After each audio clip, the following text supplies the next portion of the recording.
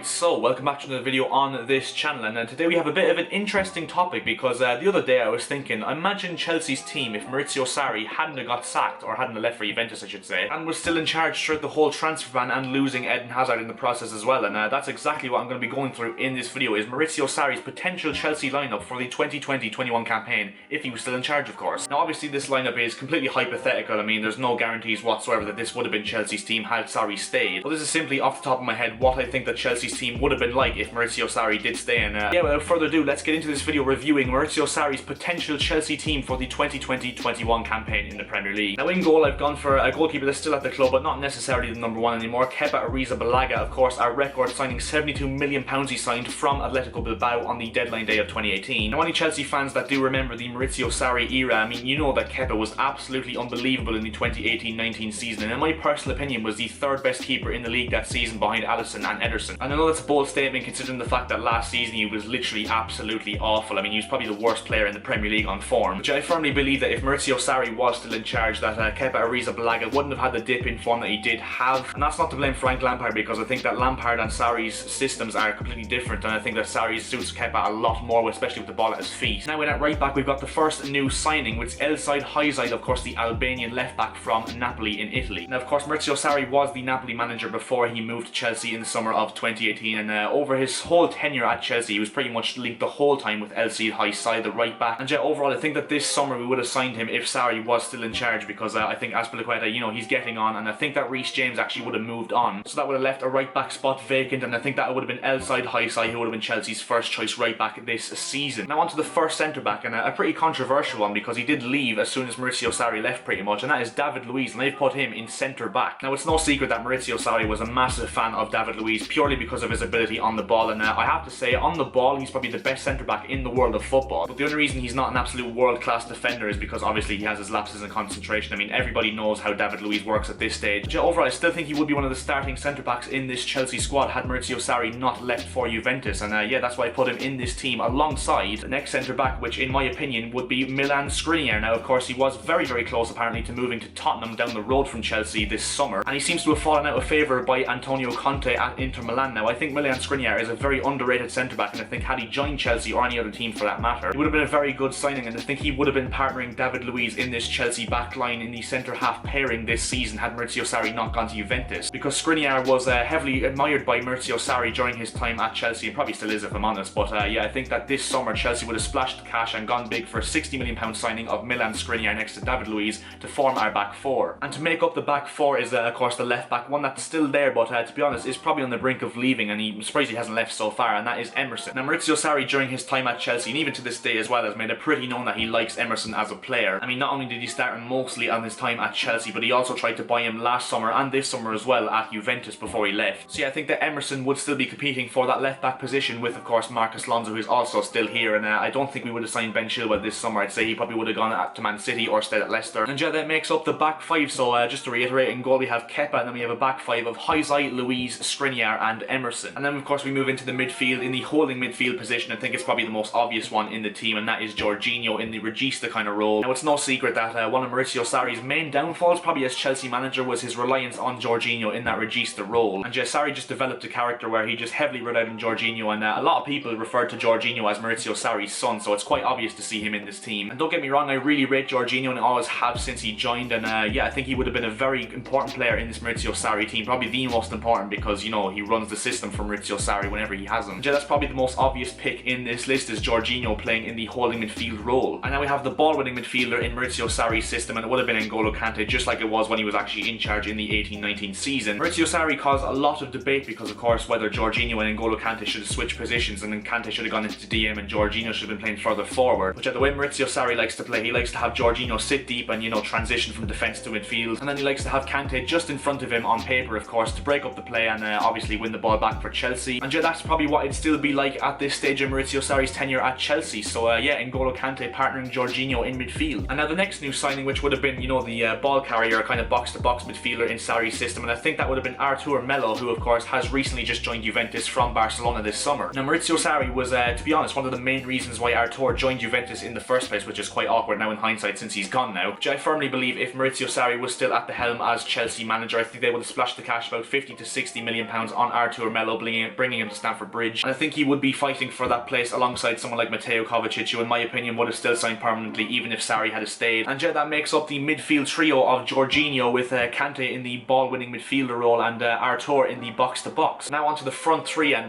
right wing I've got yet another new signing, and that is a surprise one maybe to you guys, Leon Bailey from Bayer Leverkusen, because it's been heavily documented that the season Maurizio Sarri joined, in the summer he joined, we were heavily linked with Leon Bailey, and he was one of the priority signings for Maurizio Sarri that just never happened. And I think this summer we probably would have splashed the cash in probably like £30 million to bring Leon Bailey to Stamford Bridge, and I think he would have been the right wing replacement for Willian long term. I think Willian would still be in the team, but I think Bailey would be the starting right winger this season. And yeah, I remember back in the day absolutely desperate to sign Leon Bailey for Chelsea because I hadn't really seen him play, but he was just one of those players I wanted to see play in the Premier League, and especially for Chelsea. And yeah, unfortunately for us that actually never went through, and of course Leon Bailey is still with Bayer Leverkusen, but I think that Maurizio Sarri, if he had stayed with Chelsea, would have signed him this summer and he would have been our starting right winger. Onto the left wing now, and a player that signed during Maurizio Sarri's tenure, which a lot of people do tend to forget about, and that is Christian Pulisic, who would have been replacing Eden Hazard in that left wing position. Now Christian Pulisic has turned out to be probably our most important player last season, towards the end of the season especially, and I think he would have been the starting left winger even still if Maurizio Sarri had stayed. I mean, Sarri admitted himself that he didn't really have much to do with the Pulisic transfer, but that doesn't mean that he didn't necessarily want him. I think Pulisic would have been, again, like usual, one of the most important players in Chelsea's team, not just last season but also this season under Sarri as well. And